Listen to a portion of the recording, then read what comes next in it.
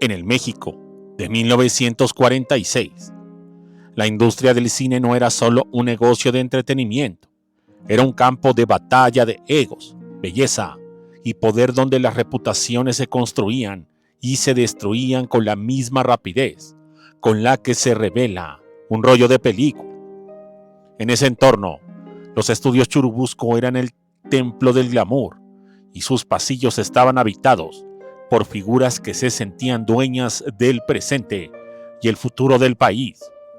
Entre todas esas figuras, una destaca por su magnetismo casi aterrador. Me refiero a María Félix, una mujer que no solo exigía atención, sino una devoción absoluta que rozaba la servidumbre emocional. Y esta situación, sintonía y proyección, afectaría a uno de los galanes de aquella época que se consideraban que iban a ser una leyenda. Sin más, ¡comenzamos!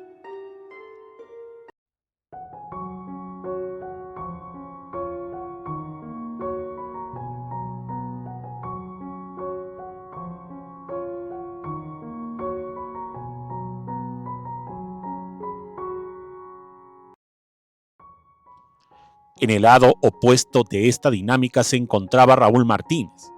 Era un hombre que parecía tenerlo todo a su favor. Poseía la estampa clásica del galán de la época, con una voz profunda que derretía a la audiencia y una presencia que llenaba cualquier encuadre. Pero fuera de los focos, Raúl tenía una vida que muchos considerarían su mayor tesoro, una familia joven y una hija recién nacida, la pequeña Blanca Sánchez. En ese momento, Blanca era solo una bebé en su cuna, ignorante de que su nombre algún día brillaría con la luz propia en la historia de la actuación mexicana, pero también ignorante de su propia padre, que estaba a punto de negociar su existencia por una oportunidad de gloria vana. El encuentro entre Raúl Martínez y María Félix fue como el choque de dos astros, pero uno de ellos era infinitamente más masivo que el otro. Raúl, deslumbrado por la posibilidad de ser el hombre que domara a la mujer más deseada y temida de México, comenzó un cortejo desesperado. No buscaba amor, buscaba validación. Quería ser el hombre que apareciera junto al de ella en las portadas de las revistas de sociedad. El hombre que le ofrecería el brazo en las alfombras rojas. María, sin embargo, no entregaba nada gratis. Ella percibió de inmediato la ambición de Raúl y decidió ponerle un precio que pondría a prueba la fibra mística de su humanidad. La condición que María le puso fue de una crueldad arquitectónica.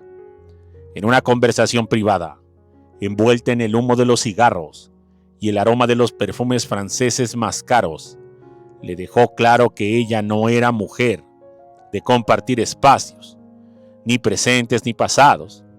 Si él quería ser su pareja oficial, si quería entrar en el círculo de fuego que era su vida íntima, debía purificar su existencia. Eso significaba, en términos brutales, deshacerse de su esposa y de su hija. María le exigió que cortara todo vínculo que no hubiese visto, ni cartas ni rastros, de que ese hombre alguna vez había sido padre. Quería un hombre nuevo, nacido únicamente para ella. Cualquier hombre con un ápice de integridad se habría dado la vuelta, pero Raúl Martínez estaba intoxicado por la idea de poseer a la doña. En un acto de cobardía que quedó grabado como una de las traiciones más oscuras de la farándula, aceptó. Una tarde, sin dar explicaciones, Raúl salió de su casa y nunca regresó. Dejó a Blanca, de apenas meses, y a su esposa sumidas en una confusión que pronto se transformó en un dolor crónico. Se mudó a la sombra de María Félix, creyendo que había ganado la lotería de la inmortalidad. Pero el destino tiene una forma irónica de cobrar las deudas. El romance que Raúl imaginó como la epopeya del siglo se convirtió rápidamente en un calvario de humillaciones. María Félix, con su inteligencia afilada y su gusto refinado, pronto se aburrió de Martínez. Descubrió que detrás de la cara bonita y los modales de galán había un hombre vacío, carente de cultura y la profundidad que ella buscaba en sus compañeros. La fascinación inicial se tornó en desprecio. En apenas 30 días, la diva lo expulsó de su vida con una frase que resonó en todos los camerinos de México. Lo llamó pobre de espíritu e ignorante, un hombre que no estaba a la altura de sus zapatos. Raúl Martínez se quedó en el vacío absoluto. Había perdido a su familia, había perdido su honor y ahora había perdido a la mujer por la que cometió la atrocidad. Intentó regresar, pero la puerta de su antiguo hogar estaba sellada por el resentimiento y la dignidad de la mujer que había abandonado. Se convirtió en un páreo. Su carrera, que prometía ser estelar, se estancó. Los directores empezaron a verlo con recelo, no por su falta de talento, sino por la sombra de su traición personal, que parecía manchar cualquier papel que interpretaba. Mientras tanto, Blanca Sánchez crecía. A pesar de la ausencia de su padre, o quizás impulsada por la fortaleza de su madre, desarrolló una elegancia y una disciplina admirables.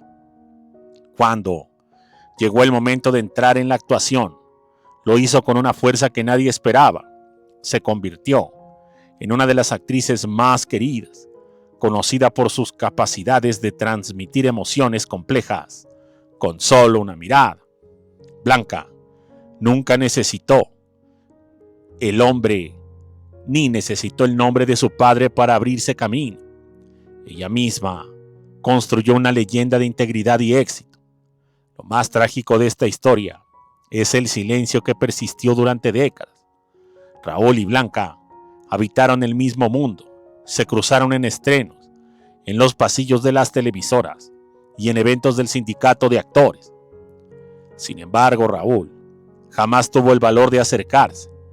La vergüenza de saber que lo había sacrificado todo por un mes de un romance fallido con María Félix lo mantenía a una distancia invisible.